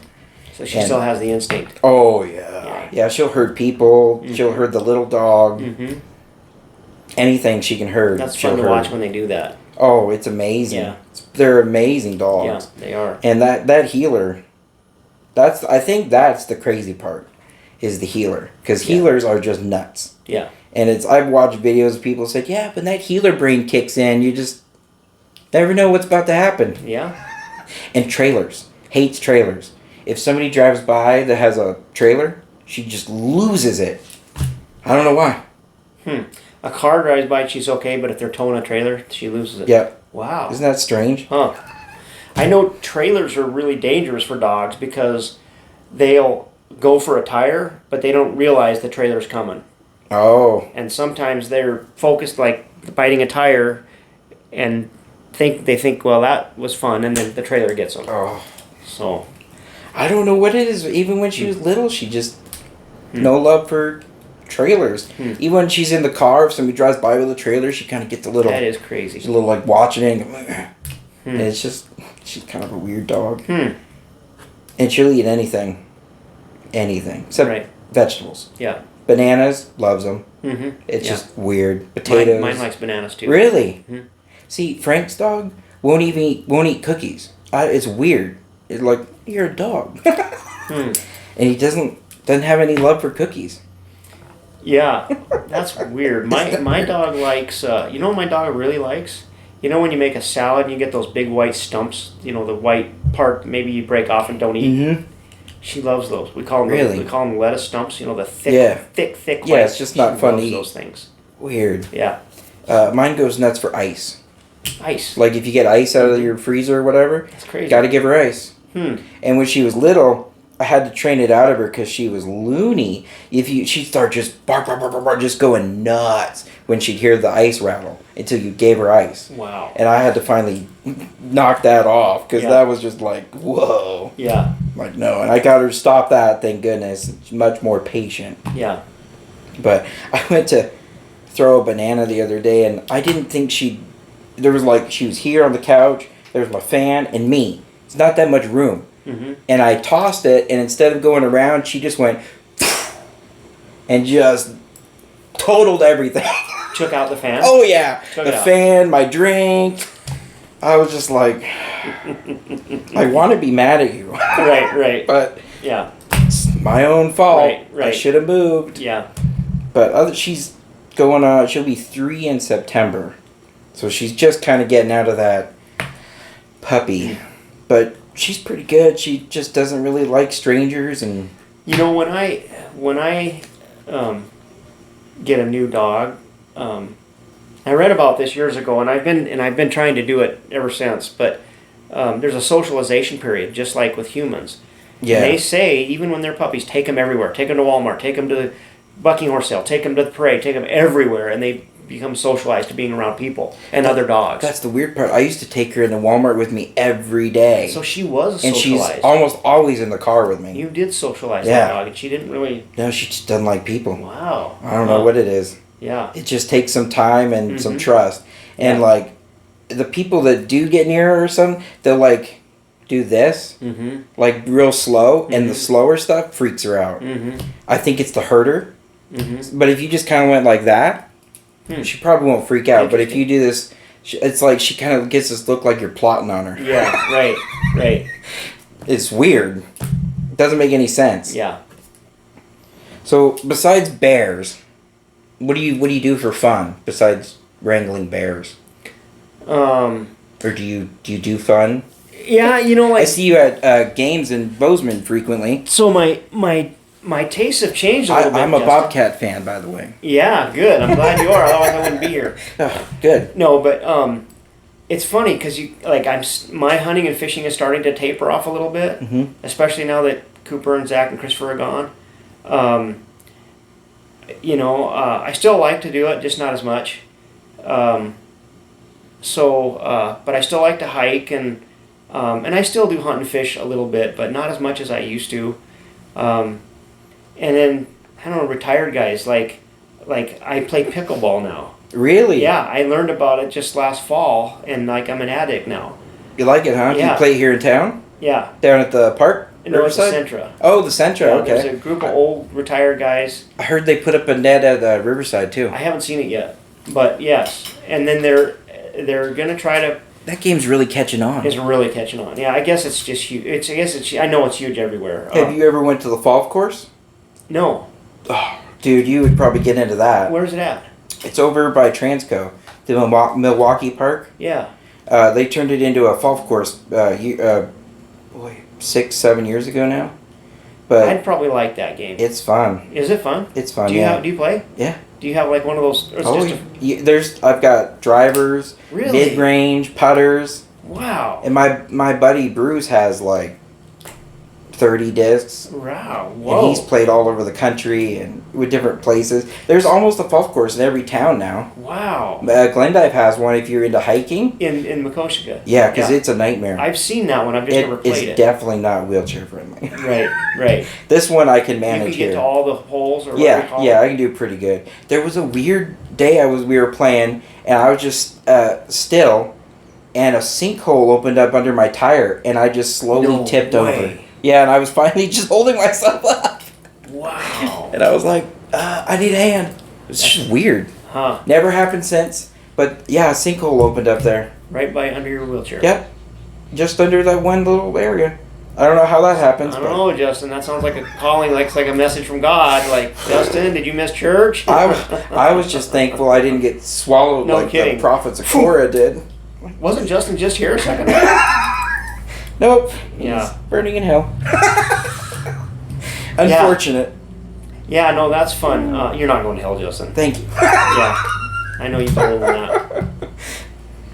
But yeah, so I have a routine. I get up and I open the computer and I read the Billings Gazette and get mad, or I turn Fox News and get all mad, and then I go play pickleball and then whatever, do stuff, mow the You just lawn. got to go find Tucker Carlson on Twitter now, since he's not there anymore. I don't listen to him, but I listen to a couple others, and He's done some really good podcasts recently. He I- was just on Joe Rogan too. I listened to him on Joe Rogan, Did you? but I haven't gotten to his thing. He's doing something you got to pay money for, don't you? Oh, probably. But I haven't been on. I haven't listened to his program, but just the whole thing, The both sides. one with Putin was pretty interesting. It's And- long. And I haven't heard or seen that one. It's pretty good. You just got to wait for the translate, and if you can get So past where do you that, get it at? it's Just on YouTube. you got to pay for it? Nope, that one's free. Really? Yeah. And if you really want to get crazy, he interviewed Alex Jones too the other day, which is pretty interesting. I would like to hear that. I actually heard. Let's see. I heard Rogan and somebody else talking about both of those guys. Somebody that was on the Rogan show. Both of those guys have interviewed Alex Jones, and I didn't know who this guy was until they. He has since sort of come around, like, hey, that thing I did was really bad. Yeah. But he still has some theories that kind of hold some water about other crazy things. I've been an Alex fan for a long time. I've followed him probably since 2016 now. Or I guess it's really not that long, but yeah, I enjoy pretty much everything he puts out for the most part. I think what he said about that school shooting was pretty bad. I mean, Yeah. I think I think he really hurt a lot of people. Yeah, probably should just Um, kept those thoughts to yourself without evidence. yeah. But I mean, he's manned up and he's Yeah. apologized, and He got fined a lot of money. yeah, there's a lot of nonsense with that case. Yeah, because it's kind of like, even though it's sometimes bad, we have the freedom of speech, right? Yeah, we're you supposed gotta. to. Yeah, But it wasn't take the the good with government the that, bad. that stopped him from saying it was. Right. It was civil lawsuits. People But- sued him for. There's a new. Some guys went undercover and they talked to the CIA agent, Yeah. and he admitted on camera that they didn't necessarily do it, but they nudged him in the direction to sue him. They call it a nudge, I guess. Yeah, pretty interesting. I'll have to. I'll send you some link I've to only, that. like I said, It's heard funny. that one thing. It sounds like a really interesting character. I'll have to try to It's listen. interesting because he was talking about Jeffrey Epstein in 2008, Right. and everybody thought he was nuts. So Yeah. when you're right more than you're wrong, and everybody wants you to, for some reason, you're the guy everybody wants to get rid of. There's usually something going on. Just smoke, there's fire, you know. Yeah. Yeah. But I think podcasting is a great outlet now. Everyone can talk and not just little sound bites and The quality of the information we get is so much better with a So much. long form for a podcast. Yeah. Way better. it's way better. People just want to hear people talk. Yep. So do you work out still? Yeah. working out? I after I play pickleball, I go up in the center upstairs and push a few weights, just enough to stay a little bit fit. Not looking to power lift or anything? No. In my age, I don't know that I could even gain weight. I don't know. Is it possible? Yeah. If I ate and lifted really hard, I don't know. You just probably put on wouldn't a have to lift really hard. Probably a good structured lifting program and eating a lot. That Yeah. would probably be your biggest challenge, to be honest. Yeah. When you stop eating for fun, it's not that fun. Yeah. Well, Because I would assume you probably have a hard time putting any weight on. no. No? I No? mean, Well, then no. it might be easy then. So, like, I'm kind of like you. I mean, I kind of have to be a little bit careful what I eat. Mm-hmm. I'm 5 foot. I used to be 5'6". I don't think I'm 5'6" anymore. But yeah, I mean, if I put on 2 or 3 pounds, it's noticeable. Really? Oh yeah. Well, yeah, you'd probably... So I mean, you've been working out for a long time. yeah. I mean, you probably wouldn't put on a lot, but you probably get stronger and probably a little more defined. I'd be okay as long as I kept strong. But if I just eat wrong or when I put on 2 or 3 pounds, it's all gut. Yeah, And it's a bummer. yeah. So yeah. But I'm like you, I like to work out. I like to feel fit. Yeah, I don't... it's different now for me. I'm just working out to be healthy. It's not a goal of Yeah. competing or Mhm. anything like that anymore. I just want to function Me too. well. Yep. I'm too beat up to... I mean, there's part of me that would love to take a run at a bench title just once. But How much can you bench? it's been a long time since I've actually What was your bench, max? but my max was 245. I was probably 125 pounds. Whoa. So, I mean, it wasn't bad. I did it for 3, Mm-hmm. chest up, too, Yeah. Right. with a Right. pause. Mm-hmm. So not bad. I think I could probably set That's a some... lot of weight. I could probably set some records That's in double this state. that's double your body weight, right? Yeah. Oh yeah. Yeah. Yeah. Yeah, about 5 more pounds than double. Or how much? I was 120, so it'd be 5 pounds more. Yeah. For 3 of it. Right. Right. I tell you what, that was the heaviest thing I've ever lifted, and that feeling was frightening. Once you get it right about here and You you have feel spar? it just pressing you into the bench, and you're like, if I slip or my wrist gives out, That'd be terrible, I'm wouldn't it? pretty much just dead. You didn't have a safety rack or anything. I had a spotter, Yeah. but I mean, what can you do? human error. Or if I just boop. Yeah. Yeah. How can you react to Yeah. grab that much weight that fast? Unless you're like huge. That scares me. Yeah. Thinking about that. It's kind of thrilling though at the same time. Yeah. It's a double-edged sword. Yeah. Because it's really exciting. Yeah. You have to hold this bar. Yeah. I yeah. have to hold it. Yeah. It's the same feeling you get anytime we had to drive anywhere sketchy. You get more excited about it. Mm-hmm. Like that train bridge we drove across, and the ties were like, bing, bing, Right. and it's rattling, and you're just happy as a clam. Yeah. No. Yeah, that the bridge where you got to put on a life jacket before you cross it?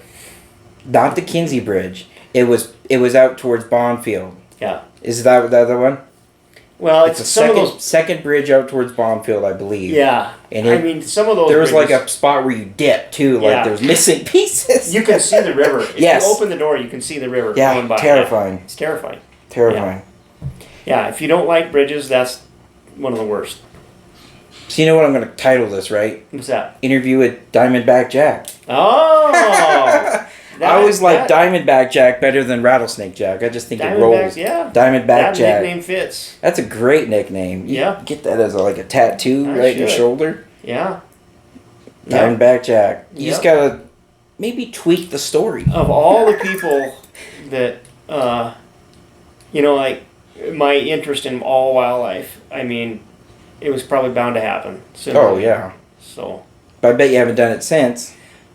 No, I'm a lot more careful Yeah. around rattlesnakes. Yep. How long were you sick? It was. I took a dozen doses of antivenom, Wow. and I was in the hospital for a couple of days, and it really wasn't that dangerous to my life. It was more. They were afraid of this thing called compartment syndrome, where the swelling causes. If I remember this right, the swelling causes a loss of blood flow, which then things start to die. Right. And so what happens is if like especially your arm or something gets too swelled up, if they're afraid of compartment syndrome, what they do is they make these surgical slices to relieve the pressure. And I didn't have to have that done, thankfully, but my arms were about like yours. So that one arm, I had one Wow. good arm that looked muscular and strong like yours. But then the swelling went away and I went back to skinny. You could probably bottle that and sell it to bodybuilders. Just one click and One bite. Huge. Yeah, there's better ways to get big arms. That's true. Yeah. Yeah, you could just eat and Yeah. lift weights. Yeah. Yeah. Well, so when somebody gets bit by a rattlesnake, there's a lot of wrong things that people tell you to do. So, should you tie it off with a tourniquet? No, the current thing, and I can only, I guess, speak to a prairie rattler, which aren't really a very dangerous animal. The current thing is go to the nearest medical facility, Right. and they can administer it. A lot of times there's a dry bite. I think I read one time, and I could be wrong, but I think I read one time 50% of the bites are dry. There's no venom Really? So, yeah. So they don't want to give you the antivenom if it was a dry bite. So they observe you and they do some testing, and then if it's apparent that it was a dry bite, they probably not do anything. But if they determine that it was a venomous bite, then they will definitely treat it. But yeah, so right now the current medical protocol for a rattlesnake bite is just simply go to the nearest emergency room. Let's say you're stranded out in the bush and you can't get to a facility. You suck it out? Nope. You don't suck it out. You don't do anything. If you like say you got cut off by a raging flood and you couldn't get to the hospital, I think the best thing to do would be keep your arm low, like lower than your heart, and maybe try to control the swelling. And I guess I don't know how you do that other than maybe keep it cool. So maybe some ibuprofen to keep the swelling down. You might be able to get under some topsoil and find some cold dirt. Just Something. just something to keep it cool, and then some ibuprofen if you have it. But really, your chances of survival are pretty good, I think. Just stay calm. Even if you didn't go and get antivenom, I think your chances of survival are pretty good. Because you want it to spread everywhere so it dilutes, right? So it's not as concentrated if you were to tie a tourniquet. Yeah. Then all that venom would be... Well, if you tie a tourniquet, you create medical... you create further medical damage that you don't need. You need your body to start fighting it off by itself. Right. Your body's going to start realizing, like, there's invaders and we got to fight it off. So you don't want to stop that process.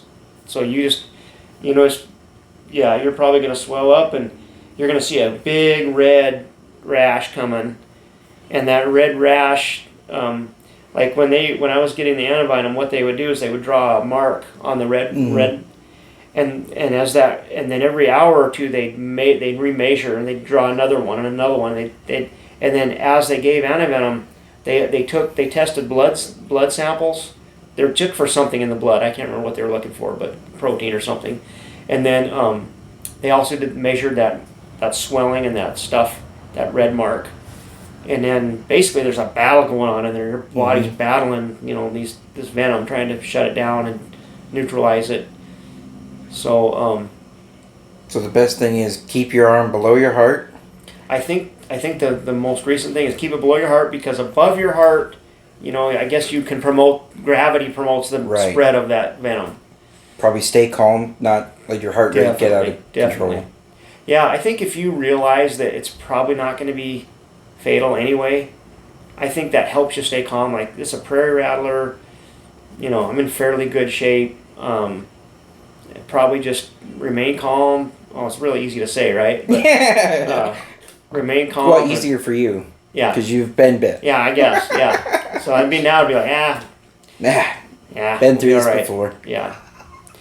So in the past, I don't think it's this way anymore, but in the past, if I remember right, one of your viewers can correct. There's probably a doctor on there, but it's unlikely. You used to be able to, the antivenom, if I remember right, was derived out of horse serum. And if you had to do it a second time, there was a really high likelihood of a severe allergic reaction. Really? Yeah. But you should have more of a tolerance for a second time. Maybe. You very well might. You probably don't want to find out. I don't want to find out. But yeah, you might. But yeah, if I remember, and I think that the antivenom is different now. It's not based on a horse serum. So I think it's different. I think if it happened again, you could get the antivenom again. There was a guy that injected himself with black mamba venom every day for a long time, and he eventually built up an immunity to it. He'd swell, but that was all that would happen to him. I think I heard about that. It's crazy, but I mean, little doses at a time. I guess if that's what you're into.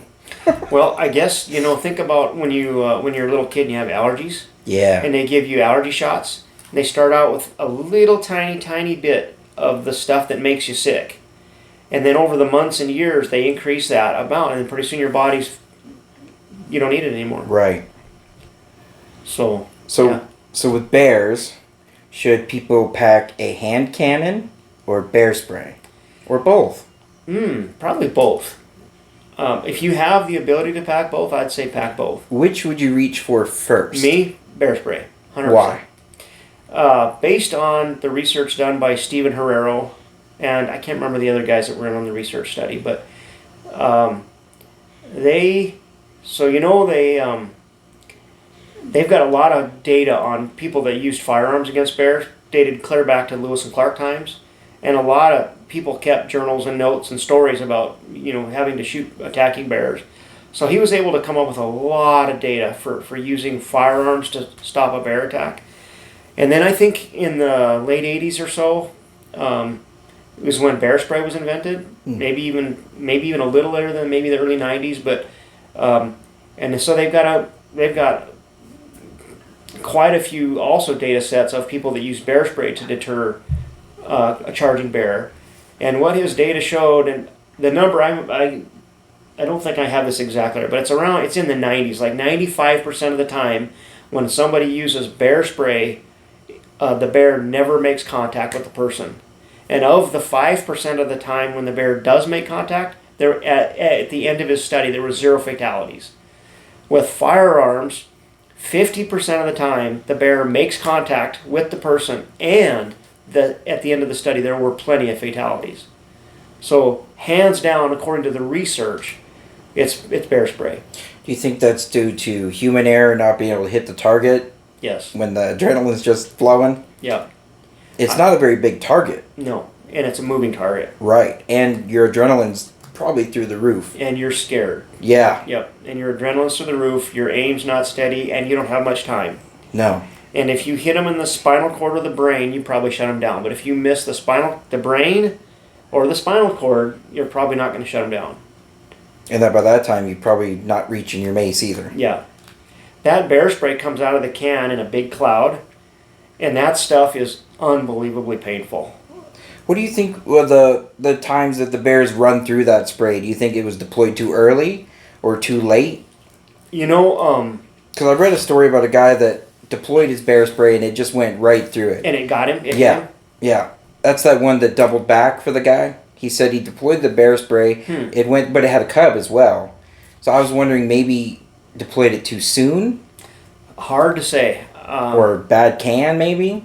Yeah. Something odd. Or the wind. Maybe the wind made it miss. Combination. You know, maybe the wind blew and he didn't get enough. Yeah, it's hard to say. I do hear a lot of detractors on bear spray say, well, what if the wind's blowing?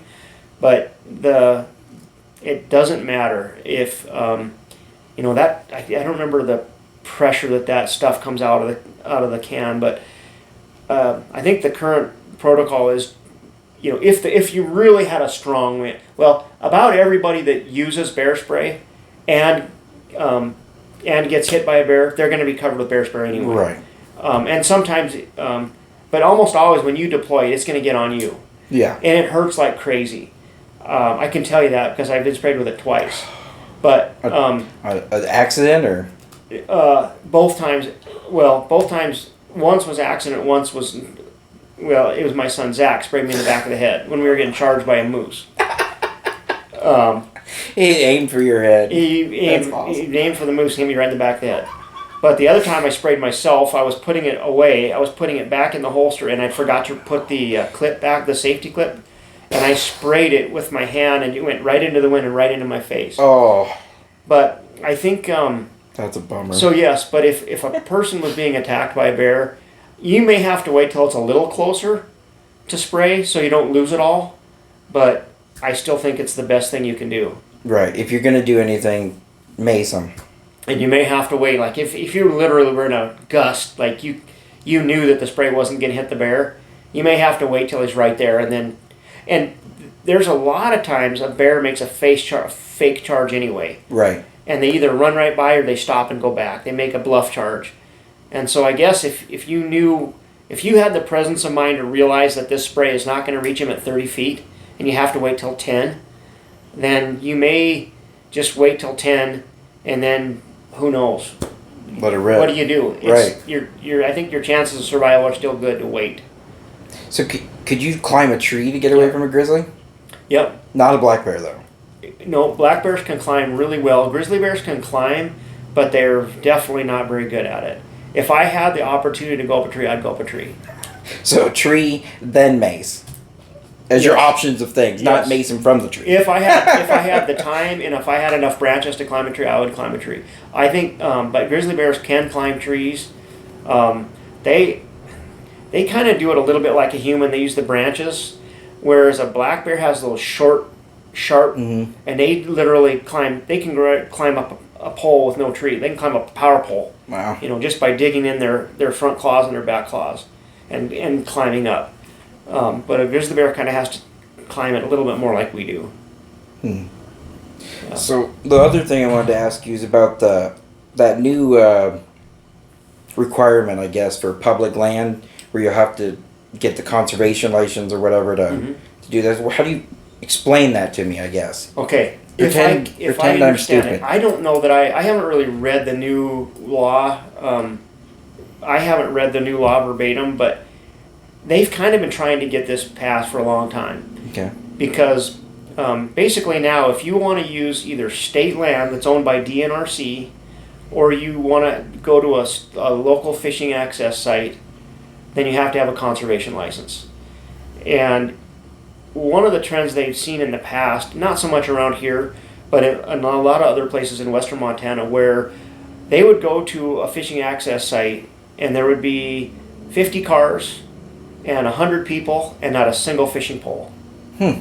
They're all just sunbathing and having a beer and swimming, but yet they contribute zero to the maintenance of that fishing access site.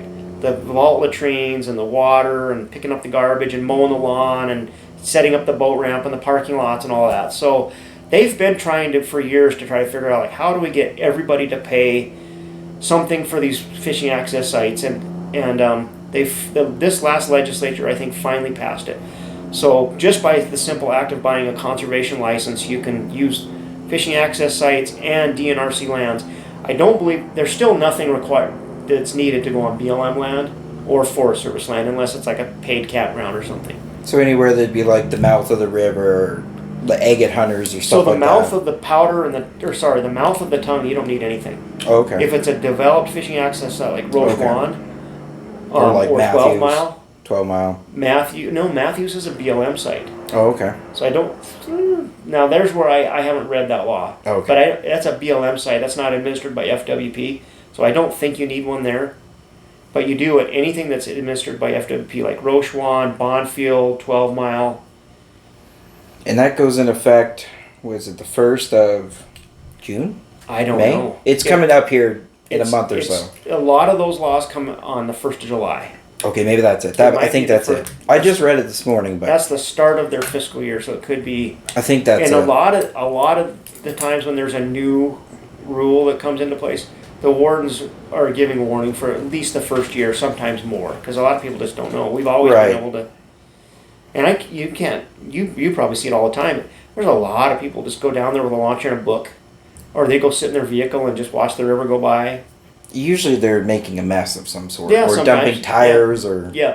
I found weird stuff at the fishing plate. Like I know that what is it, pump 9 down on the tongue. That they limited the overnight access there, and because people were trashing it. Mm-hmm. Yeah. I mean, Yeah. we used to go down there, and when I went down there, you could go down there at night. Is that the pump where they pump the water out for the Yeah. for the swimming pool? I think so. Yeah. Okay. Okay. Yeah. And they put up a sign a few years back. Mm-hmm. And then there's a few new ones. Down at the boat ramp, you used to be able to walk that trail to the second boat ramp. You can't do that? There's a fence there with a Fish and Wildlife sign. Says no trespassing. Yeah. Ah, dang, that's too bad. But Because you used to be able to walk all the way down there, yeah. I talked to the owners for it, and they let me so you can fish go there. with permission. Yeah, as long as I wasn't making a mess, or Mhm. which it's not really my thing anyway. So Yeah. Yeah. it worked out pretty good. How do you think that? How's it gonna go over? You think with the public? You know, there's probably, I mean, like anything that's new, there's probably going to be some resistance at first. But if you explain to them, like, It needs to be explained yeah, for sure. yeah, So I think a lot of people are like, well, you're just gonna charge me the spiel. I get it, but if you understand what the money's going towards and Yep. how it kind of has just been on the angler and the hunter or whatever Yep. to foot that bill instead of everyone else that's using it as well. Yep. Is my understanding. Nope. Yep. I think people will come around to it after a while. Once they realize, like you said, once they're explained to it, like, hey, this fishing access site doesn't exist without some funding. Right. So, Yeah. Who's gonna maintain this? yeah. Like, do you want this for future generations, or do you just want to abuse it and use it now? Yeah, we value getting access to the river or to our lakes. Or I mean, it just means so much to us as Montanans. It's worth it. I don't know. A conservation license can't be $20, is it? I think So- a fishing license is only like $25 or $30. Right, right. It's not. So, It's not that much. Yeah. Not really. yeah, if you get just the conservation license, I don't even know what those are, but just the conservation license without the fishing license, it's not $20. I don't think. Yeah, it's got to be pretty 10. cheap. Yeah, it's not. It's not bad. I mean, Yeah. we vote in other things in town that we're going to pay on our taxes for the next 10 years, and Yep. okay with it. Yep.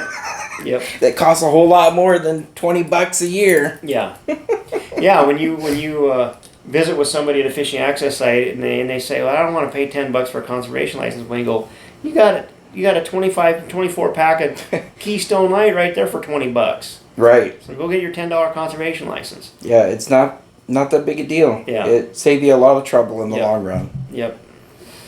Well, Jack, is there anything else you want to add? Now that I can think of, Justin, it's been All right. great talking to you. It's been a pleasure. I've Yeah. enjoyed this a lot. Me too. Thanks for having me. It's good to have you on the We're show. gonna have to keep in touch a little better. Of course. So, I head back next week, and then I'm hoping to be back a little bit during the summer. So, Cool. yeah. Well, if any, is there any website or anything people can go to look up bear stuff? Oh man, there's so much stuff online. I guess I don't know of a specific one other than there's. What was that book you recommended? That book is called Bear Attacks, Their Causes and Avoidance by Dr. Stephen Herrero. And he's a researcher out of the University of Calgary, I believe. It's a great book. It's a really interesting book because he actually goes into the details of a lot of bear attacks, and then he also parses out like what could this person have done that maybe would have prevented it. And then he breaks out those statistics that we talked about. That's a great book. And then for people that like live in really, really bear active communities like Red Lodge and Bozeman, where there's black bears all the time in town, some of those towns have websites called like Bear Aware websites, and I can't remember if you type in Bear Aware. There are certain towns around the United States that have their own Bear Aware website, and in Canada, and they're really interesting because they get the entire community on board.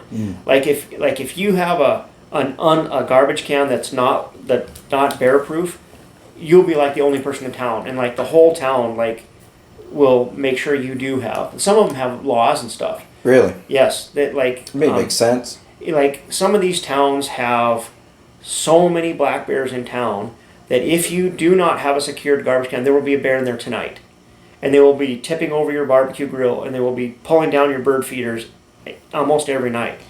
And so these towns have ordinances, and they have, I think better than ordinances, they have peer pressure. Like, look at, we all live here, we all enjoy, we happen to have taken up this habitat where these animals have to live, but we can't be feeding them garbage every night. So we've got to have locked garbage cans, we've got to bring them in the garage or whatever. But and so those are called Bear Aware. You can look up Bear Aware Red Lodge or Bear Aware. I can't remember the other towns that have them, but that'll be the big adjustment if we really start getting a bear population around here. Is people, having the locked trash cans, and because it's just a foreign thought process here. Yeah. That'll be a huge transition. It will, and I think it's a little different here because I don't think Miles City takes up quite the footprint like Bozeman does. Like Bozeman's now filled that entire valley. Right. And where those bears used to have lots of places where they could come forage and kind of stay away from people, there's really almost nothing left.